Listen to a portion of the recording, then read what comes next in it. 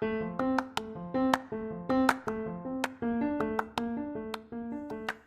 you, welcome to Sacrilegious Discourse. I'm husband. I'm wife. And together we're reading the Bible. Starting with Genesis and eventually ending with Revelations, we're working through every book and offering our atheist 2 cents. Or shekels. Yeah, those. We're asking questions and pointing out all the nonsense. We aren't academics or scholars. Nope. In fact, when it comes to religion, we really don't know anything at all. What we've learned so far is that God's a dick. Oh, he really is, isn't he? If you're interested in how we reached this startling conclusion, maybe start from episode 1. Otherwise, jump in anywhere. It's all good. Yep.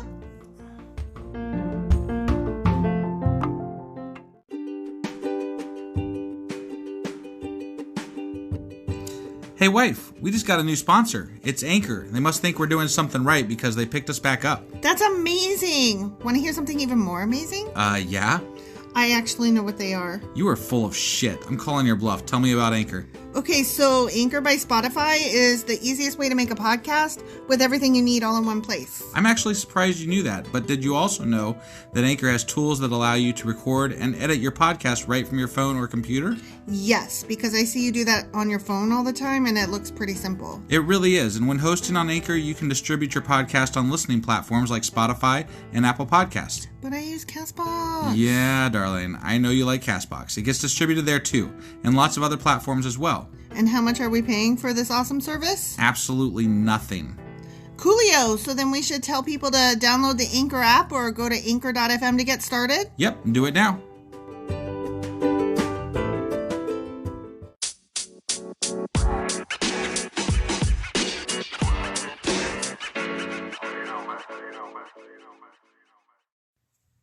Husband. Wife. Hi. Hi. How you doing?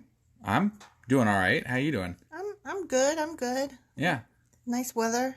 It is, actually. It's a really nice day. I know. It's beautiful outside. It is. So Thanks, science. I love science. Science is great. Right? I wanted to ask you a question. Okay. Do you remember what happened last time? Let's see. Felt like more offerings and like there was broken necks of birds and frankincense and olive oil and stuff. And Moses and Aaron were running a racket. Yeah. And I feel like I've been saying the same thing for a couple of episodes because like it's all about the offerings. Yeah. And it's even if you don't know that you did it, you still did it and you're in trouble. Right. And so then we argued about whether or not you would rat yourself out. Yeah. But you definitely have to rat your neighbors out. I still don't think not ratting yourself out is worth possibly dying over. Or being banished over. Again, we said this last time. I think it depends on the context. Like, are we in that particular universe where God is an actual being that will smite you? Or well, if we're in that universe, then definitely turn yourself in. Even though, if we're not, though, Moses, if he just happened to see this thing and you didn't notice that he noticed and then you didn't turn yourself in, he might send some people after you to kill you. Well, I don't know. I just feel like I probably wouldn't be living with Moses anyway. So.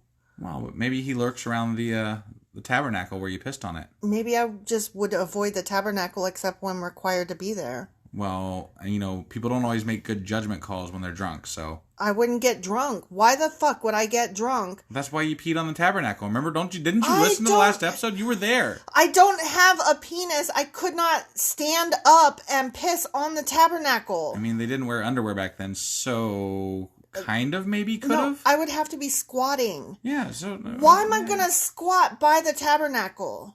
I don't know. Okay, your whole logic is flawed. Yeah, okay. So, no, I think I'd be fine. I think if you're really concerned about getting drunk and pissing on the tabernacle, you probably should turn yourself in. I think we should have a party where we all get drunk and piss on tabernacles. Oh my God, that is really rude.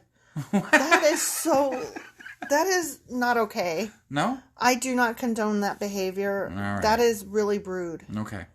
I can't. Plus, it's way too much effort to build all that shit. Like, just for a pissing party. I thought you meant like tabernacles that are like in existence, like churches, like around and about. No, I meant like they gave us the fucking instructions. Go through, build some miniature tabernacles. So you're saying we should build a tabernacle and get drunk, and then piss on it. Yeah. And who has to clean up that mess? Nobody. We burn it. We're going to do it outside, and then we'll burn it. Are you going to pick up the pissed on cloth to throw into the fire? No, we'll do it on gravel, and then, we'll just pour some gasoline over all the tabernacles and burn the shit out of them. Okay, this intro has gone far astray. It really has. And I can't even talk to you right now. All right, so what are we doing today? We are covering Leviticus chapters 7 and 8. 7 and 8, huh? Yeah. All right, just real quick, I promise. I'm going to make this quick. Oh, my Lord. But, we got to cover that we got the website, sacrilegiousdiscourse.com. Go there. All the social media is down at the bottom of our website, so go check those out. And, all that wonderful shit. So let's get on with the show. Okay, bye.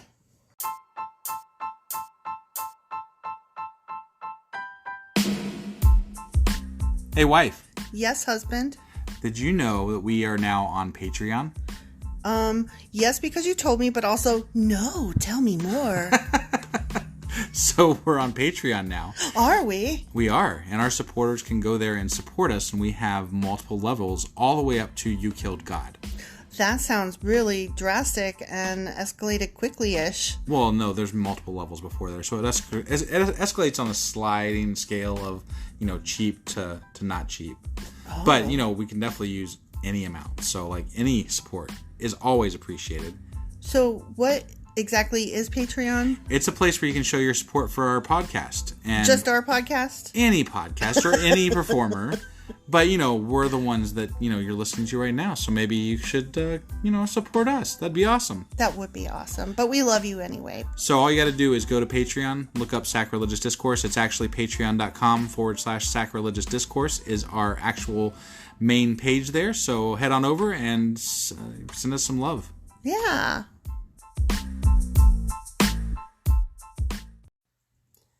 Okay, so Leviticus chapter 7. We are off to the races. Awesome. These are the instructions for the guilt offering. Guilt offering, huh? Yeah, it is most holy. Most holy. Most holy. The animal sacrificed as a guilt offering must be slaughtered at the place where the burnt offerings are slaughtered. And his blood must be splattered against all sides of the altar. Oh, damn. Not just... this is like a real mess. This is a real mess, not just a half-assed thing. Right. No splatterings here. Yeah. The priest will then offer all its fat on the altar, including the fat of the broad tail, the fat around the internal organs, the 2 kidneys, and the fat around them near the loins, and the long lobe of the liver. Yeah. That is like my favorite line. Yeah. These are to be removed with the kidneys, and the priest will burn them on the altar as a special gift presented to the Lord. This is the guilt offering. It just sounds too close to the rest of the offerings for me to give a shit. All the offerings are the same. Right? It's really fucking boring. I really can't discriminate between them. Like, surely nobody would notice if I did... Kill an animal, drain some blood, splatter some blood, right? Burn shit. And maybe mix some frankincense and oil with shit. Maybe. I don't know. Sometimes. And then maybe you can only need a bird or grain sometimes. Yeah, sometimes you can splatter, sometimes you can sprinkle. Who knows? Any male from a priest family may eat the meat. It must be eaten in a sacred place, for it is most holy. Mm. Do you want to eat that, though? I mean... I'm not sure I do. Why wouldn't you eat it? Because it's a sacrifice, and I'd just be worried that I did the wrong one, and then they'd get mad at me because I ate the wrong meat. Okay, but we've talked about this. Don't you think that Aaron and his sons, and maybe even Moses are like, yeah, this is funny. Look at all these people doing the shit that we're telling them to do. I know, but that's what I'm saying. Like, would you eat one of the sacrifice meats? Yeah. Oh, my God. The same instructions apply to both the guilt offering and the sin offering. Oops. Both belong to the priest who uses them to purify someone, making that person right with the Lord. In the case of the burnt offering, the priest may keep the hide of the sacrificed animal. Yeah, I bet he might, huh? Just keep the hide. I bet he might. Any grain offering that has been baked in an oven prepared in a pan or cooked on a Waffle House griddle, belongs to the priest who presents it. All other grain offerings, whether made of dry flour or flour moistened with olive oil, are to be shared equally among all the priests, the descendants of Aaron. So, as we've been saying, they got a racket going. Yeah, definitely. Yeah. They get all these people to bring them food and all kinds of other shit all the time. Yeah. And then they make them feel like guilty and stupid all the time. And they're like, well, I forgive you, I suppose. Right. These are the instructions regarding the different kinds of peace offerings that may be presented to the Lord. If you present your peace offering as an expression of thanksgiving, the usual animal sacrifice must be accompanied by various kinds of bread made without yeast. Thin cakes mixed with olive oil, wafers spread with oil, and cakes made of choice flour mixed with olive oil. Oil. I mean, it just sounds like they're cooking all day. I know. They are cooking all day. When they're not washing. Oh, look, somebody else was sin. Awesome. No, but it was the women cooking. What were the men doing all day? I mean, making fun of all the fuckers that are bringing them meat. They were busy peeing on tabernacles. Right, yeah. This peace offering of thanksgiving must also be accompanied by loaves of bread made with yeast. One of each kind of bread must be presented as a gift to the Lord. It will then belong to the priest who splatters the blood of the peace offering against the altar. Of course it does belong to that guy. Right. The meat of the peace offering of thanksgiving must be eaten on the same day it is offered. None of it may be saved for the next morning, much like the manna. Yeah, can you imagine that? Yeah. Kind of. I remember the manna, but I don't remember. They had to eat it all in one night. They couldn't save it till the next day. Because God was going to provide it the next day or whatever. Yeah, and if they tried to store some away, it just disappeared overnight. Right.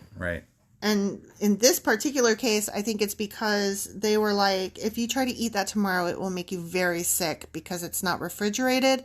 So don't eat that meat tomorrow. Right.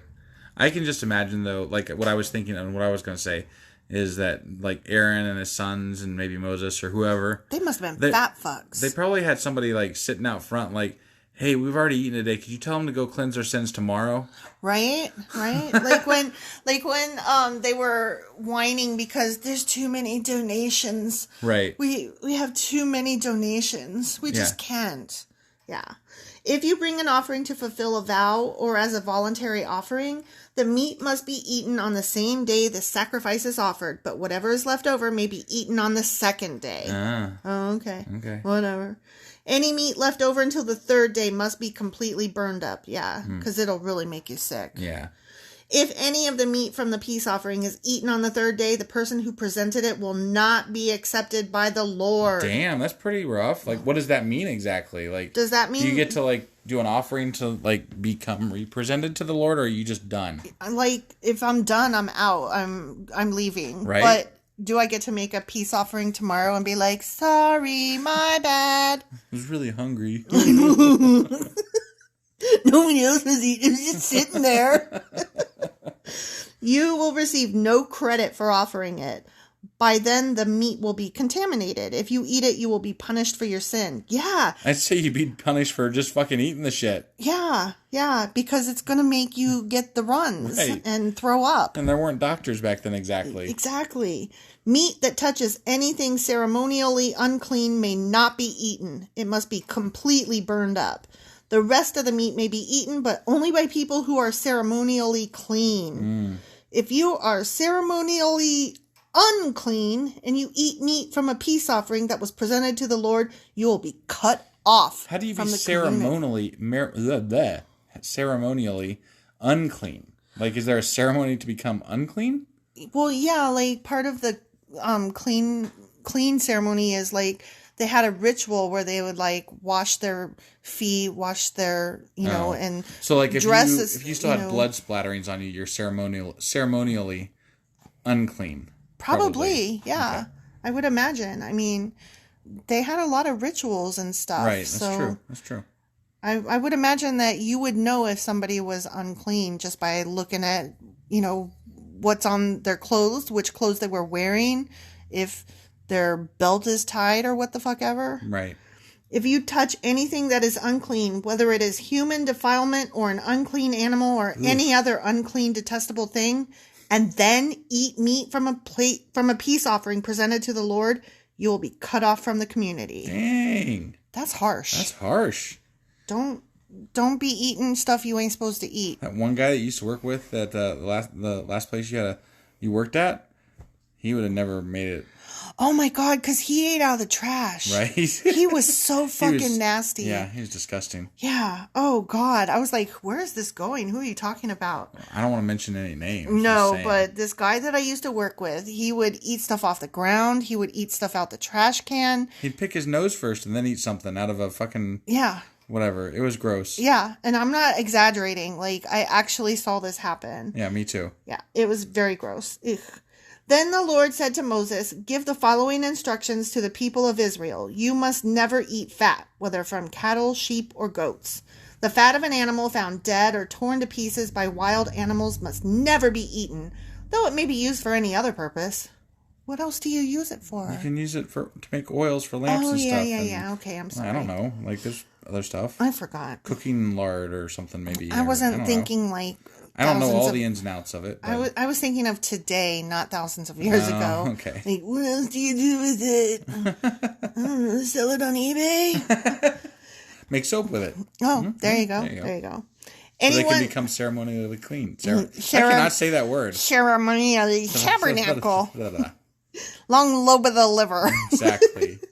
Anyone who eats fat from an animal presented as a special gift to the Lord will be cut off from the community. No matter where you live, you must never consume the blood of any bird or animal. Like, isn't it sad you have to... bird's not an animal? But isn't it sad that you have to spell out, don't be drinking blood, assholes? Yeah. Like... But I mean... Do you want to drink blood? Well, we have blood in our society. Do you want to drink blood? I don't want to drink blood, no. Do you ever drink blood? No. So what were you saying just now? If you eat a rare steak, you're eating blood. Oh my God, I don't eat a rare steak. But people do. They're gross and they should be cut off from society. I like a little pink in my steak. And so, I mean, I eat some blood stuff. Oh my God, that is disgusting. That's good. No, it is nasty. You're wrong. No, you're wrong when you try to cook for me and my food has pink in it. That is nasty. I make you put that right back on the Waffle House griddle. That's so good. So good. No. Anyone who consumes blood will be cut off from the community. Hey, then the Lord said to Moses, give the following instructions to the people of Israel. When you present a peace of offering to the Lord... Oh, when you present a peace offering, not a... when you present a piece of an offering... No, when you present a peace offering to the Lord, bring part of it as a gift to the Lord.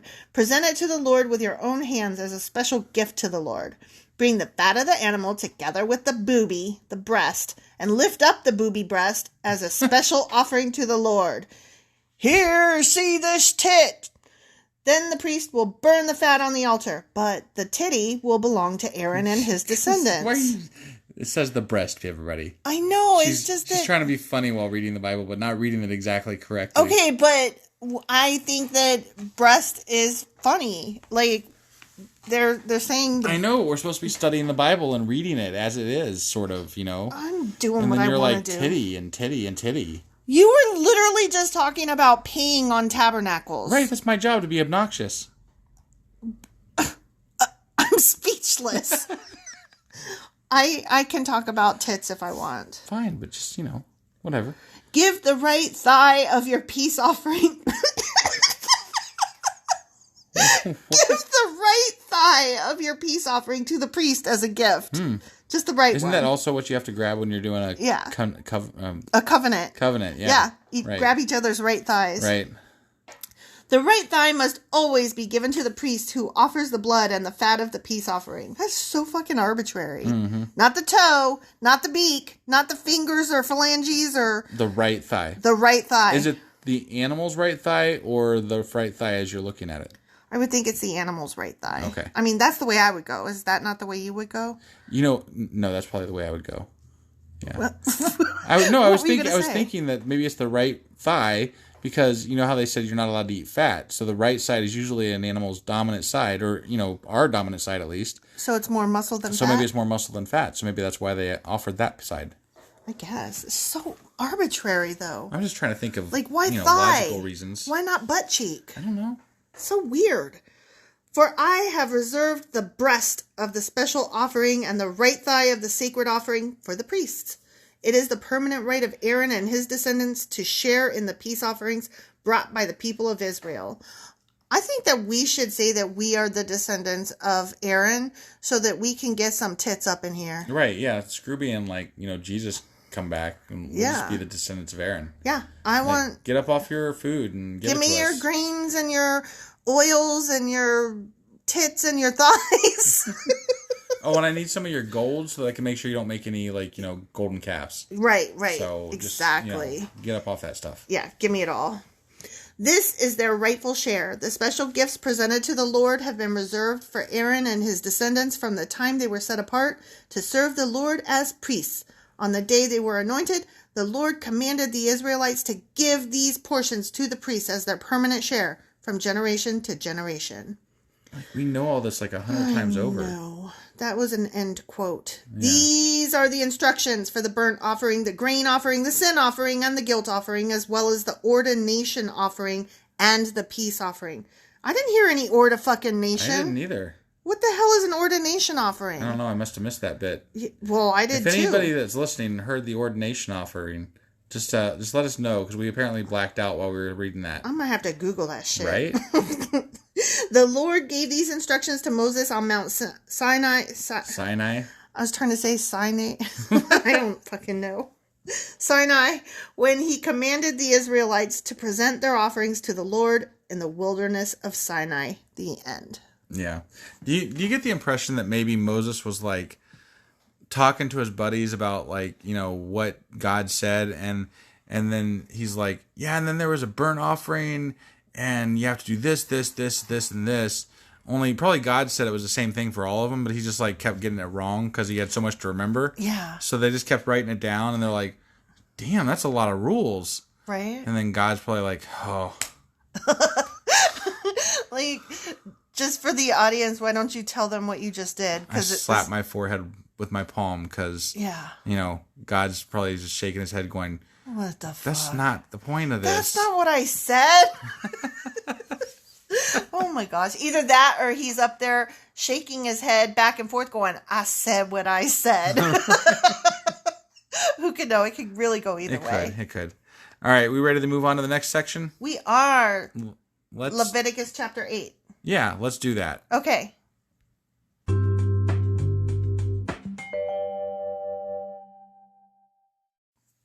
Okay, now we're going to do Leviticus chapter 8, the consecration of Aaron and his sons. Hey, this isn't offerings. Right? I know, I kind of got excited. I kind of thought that might be the case because it seemed like they were kind of wrapping up the offerings. Wrap it up, bitches. So I was hoping, but I didn't want to say anything because I was like, but what if I'm wrong? Yeah.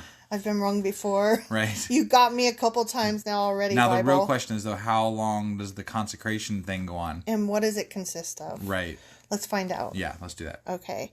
Then the Lord said to Moses, bring Aaron and his sons along with their sacred garments, the anointing oil, the bull for the sin offering, the 2 rams, and the basket of bread made without yeast, and call the entire community of Israel together at the entrance of the tabernacle.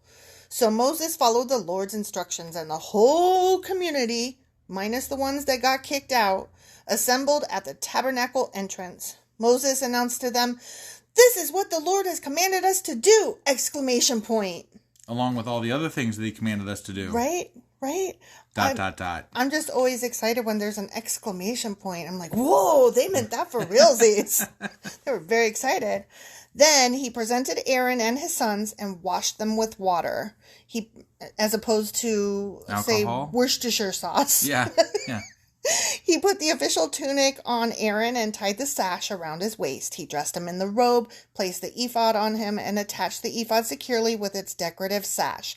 We looked up what an ephod was last time, and wasn't it like the chest piece or something like that? I think that's correct. Okay, that sounds right. Then Moses placed the chest piece on Aaron. Yeah. There you go. There it is. And put the Urim and the Thummim inside it, as one does. Yeah. All the time. What's a Urim and a Thummim? I don't know. And a pumpkin in the summer and a pumpkin in the winter. I have no idea what you're referencing there. Oh my God. Okay, side note. Ready? We're going to go on a journey. Okay, so, you know those movies like Ernest Goes to Camp and Ernest Scared Stupid and all of those? Ernest, yeah. Ernest, yeah. Okay, so he started out as a commercial for like some kind of heater or something. And he was always talking to, hey, Vern. And he would say, you should get this because it never stops working. It's always a pumping in the summer and a pumping in the winter. And then, the commercial people would talk about blah, blah, blah, blah, blah. And you would still hear him going in the background, a pumping in the summer and a pumping in the winter. Yeah. And then his commercials appealed to people so much that... he got his own movie line. Yeah. Got it. Yeah. And my mom loved those movies so much that we had to watch Ernest Scared Stupid and Ernest Goes to Camp. Those two in particular... so many times, and I hate them so much. I'm very sorry. So Urim and Thummim made me think of that for some reason. Got it. Because of child trauma from Ernest Goes to whatever. Yeah. I got you. Okay. But I still don't know what Urim and Thummim is. Right. He placed the turban on Aaron's head and attached the gold medallion, that badge of holiness, to the front of the turban, just as the Lord had commanded him. I'm always shocked anew when I recall that these people in the Bible from the Middle East wear turbans, and yet Christians in America, white Christians in America, are like, ooh, people wearing turbans, grody. Right. That, I'm like, did you not read your own book? But we've been here before, haven't we? Yeah, exactly. I mean, it's, I mean... we're sharing stuff on our Twitter feed right now. Not right now, but we have, where it shows that atheists actually understand and have read more of the Bible than people who are religious. And I don't disagree with that, because most of what I hear Bible thumpers, quote unquote, say is stupid shit that they don't really understand what they're saying. They're just reiterating what their pastor has taught them about it, and it's not really the Bible. It's the Bible fluffed up and prettied up, you know? Minus all the rape and incest and slavery. Or, basically anything. Right. I mean, you could take anything in the Bible and be like, that's stupid, that's dumb. Yeah. Whatever. You mean as we do every 5 sentences? Yeah, exactly. Then Moses took the anointing oil and anointed the tabernacle and everything in it, making them holy. He sprinkled the oil on the altar 7 times. That's very important. Not 7 6, times. not 8. Right, just 7. And 9 is right out. Do you know why 6 is scared of 7?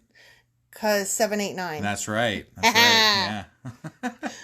Okay, anointing it and all its utensils, as well as the wash basin and its stand, making them holy. He making all this shit holy. Then he poured some of the anointing oil on Aaron's head, anointing him and making him holy for his work. Next, Moses presented Aaron's sons. He clothed them in their tunics, tied their sashes around them, and put their special head coverings on them, just as the Lord had commanded him. You mean just as he claimed the Lord had commanded him. Right, yeah. Then Moses presented the bull for the sin offering. Aaron and his sons laid their hands on the bull's head, and Moses slaughtered it. That slaughter. He slaughtered it. Yeah. Gross. Moses took some of the blood, and with his finger he put it on the 4 horns of the altar to purify it. He poured out the rest of the blood at the base of the altar, just as a pagan would do. Right. Through this process, he made the altar holy by purifying it. Then Moses took all the fat around the internal organs, the long lobe of the liver. There it is. See, we weren't done with it yet. Yep. And the 2 kidneys and the fat around them, and he burned it all on the altar. He took the rest of the bull, including its hide, meat, and dung, and burned it on a fire outside the camp, just as the Lord had commanded him. Then Moses presented the ram for the burnt offering. Aaron and his sons laid their hands on the ram's head, and Moses slaughtered it. There's a lot of slaughtering happening. Yeah, there is. Then Moses took the ram's blood and splattered it against all sides of the altar. Then he cut the ram into pieces, and he burned the head, some of its pieces, and the fat on the altar. After washing the internal organs and the legs with water, Moses burned the entire ram on the altar as a burnt offering. It was a pleasing aroma, a special gift presented to the Lord, just as the Lord had commanded him. Do you ever feel like you're just listening to a bunch of people that really like killing animals and things? Yeah. Because they seem to really enjoy this stuff. Yeah. I mean, they've made rules to where they have to do this stuff on a regular basis. Yeah. And be all ceremonial about it. I'm not discounting the fact that they had to kill animals to eat stuff, which that makes sense. But to they're just like instead of just getting down to business, they're making a fucking party out of it. I mean, you got like the pig roast parties and stuff where you turn the pig over the fire and all that. So I get that part of it, but it just seems like they really want to look for reasons to kill animals and each other. Yeah. Yeah. They really like blood. Apparently. But not period blood. Murder blood. Right. Yeah. Period blood is right out. Exactly. Then Moses presented the other ram, which was the ram of ordination, which we don't know what that means. Right. Aaron and his sons laid their hands on the ram's head, and Moses slaughtered it. Then Moses took some of its blood and applied it to the lobe of Aaron's right ear, the thumb of his right hand, and the big toe of his right foot. I covered that before, I think. Remember they were going over stuff back in, I think, Exodus, actually, where they were covering some of this stuff. It's weird. It's just weird. Weird. No, definitely. His right testicle, his right penis wrinkle. Wait, that's not what they said. His right nostril. Now you're just making shit up. His right wisdom tooth. Oh my God. What? Next, Moses presented Aaron's sons and applied some of the blood to the lobes of their right ears, the thumbs of their right hands, and the big toes of, guess what, their right feet. Yeah, it just goes, repetitive, and then repetitive. And then you say it again for good measure. Right, yeah. Yeah. He then splattered the rest of the rest of the blood against all sides of the altar. Mm-hmm. Next, Moses took the fat, including the fat of the broad tail, the fat around the internal organs, the long lobe of the liver, and the 2 kidneys and the fat around them, along with the right thigh. The right thigh, there's the right thigh. There's the right thigh. On top of these, he placed a thin cake of bread made without yeast, a cake of bread mixed with olive oil, and a wafer spread with olive oil. All these were taken from the basket of bread made without yeast that was placed in the Lord's presence. They are very emphatic that there is no fucking yeast ever. Except for very occasionally. Sometimes there is yeast, but only very occasionally. I don't recall those occasions. I think there was a time that they were allowed to have yeast, but it was only very occasionally. That would have been way back when they were still in Egypt. Yeah, I don't know. But I do recall whatever. That was in Egypt. Okay. Since they went into the, what's it called? That desert. Since they went into the desert, they do not do yeast. They do not have that yeast. Right. They are yeastless. Yes. I have a question. When you burn an animal, you throw the animal into the fire, how long does it take for the hooves to melt down? Do the hooves melt down? What happens to the hooves? I have no idea. I'm so curious about that, but in a morbid, disgusting way. Right. Not in a academic way. Something has been bothering me. It was a couple episodes ago. You said something about how disgusting it would smell and stuff. But I'm like, all they're doing is cooking meat. So, essentially. Oh, okay. You're right. So it actually probably would smell pretty damn good. But it's like a big old barbecue, Not if the hooves are there. Well.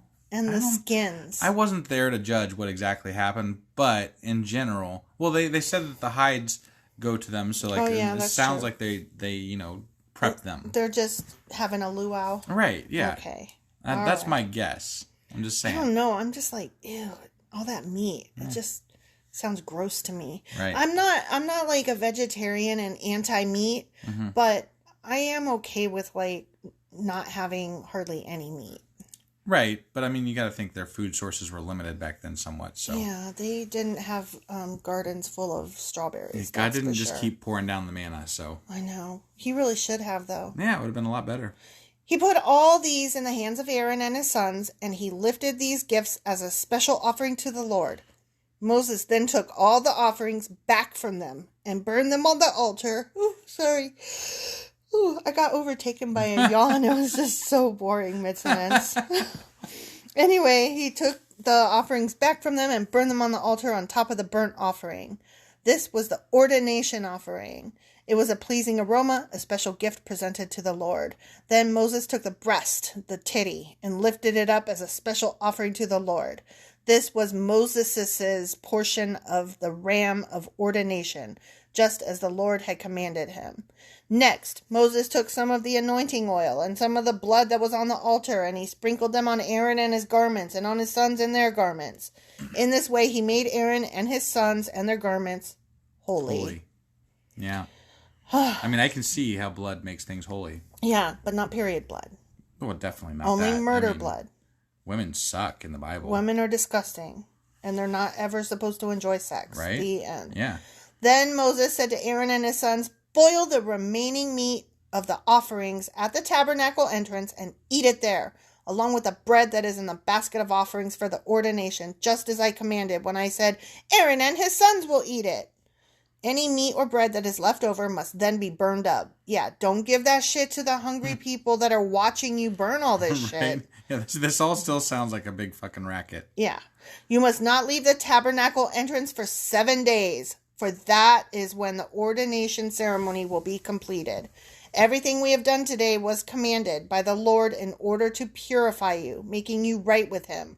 Now stay at the entrance of the tabernacle day and night for 7 days and do everything the Lord requires. If you fail to do this, you will die, for this is what the Lord has commanded. Well, that put an abrupt end to Christianity. Right? And Judaism. I'm just saying, if Aaron and his sons and Moses died... That's true. That would be bad. So Aaron and his sons did everything the Lord had commanded through Moses. The end. Okay.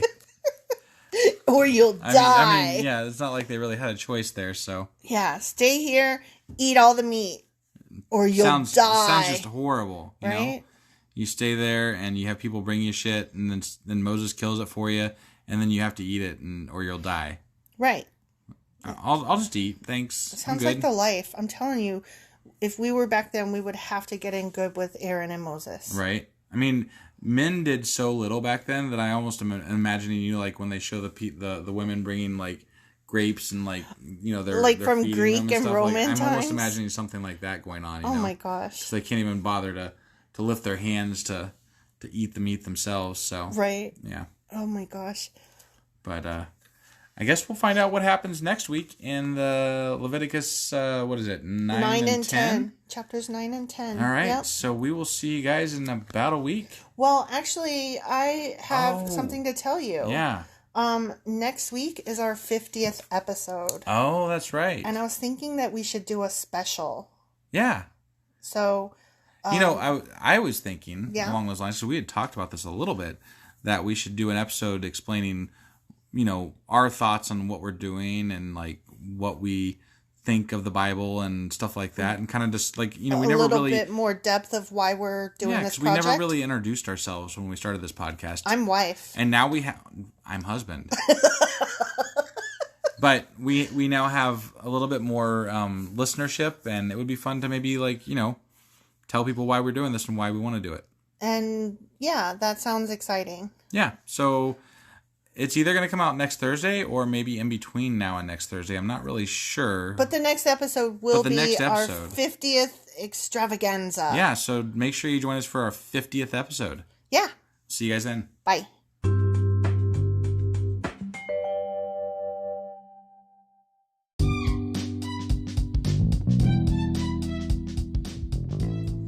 Husband. Wife. Can I say the things now? Yes. Okay. So you had a list of items that you wanted people to check out? Yeah, definitely. Make sure you check us out on Twitter. We are there under the handle sacrilegious_D. For D's nuts. Yeah, that's exactly where I'd have gone with that. Yep. We also would love to get emails from you because we love hate mail, fan mail, the whole 9 yards there. That email address is sacrilegiousdiscourse@gmail.com. And we are now on YouTube. And if you are listening to us on YouTube, you're going to be running a little bit behind what our schedule is for our podcast because you're going to be hearing stuff from 2 months before if you are caught up. You're in the past. You're in the past. So you should join us on our podcasting apps that are available. So like you can catch us on Apple Podcasts, Google Podcasts, Spotify. I'm on Castbox. Yeah, my wife's special. She's on Castbox. I like Castbox. And then on any of the things that you're on, we always would love it if you would like and subscribe. That helps us out so much. So yeah, do those things. Do those things, and we will see you guys next week. Sure we will. It's on Thursdays. Yeah, that. Okay, bye.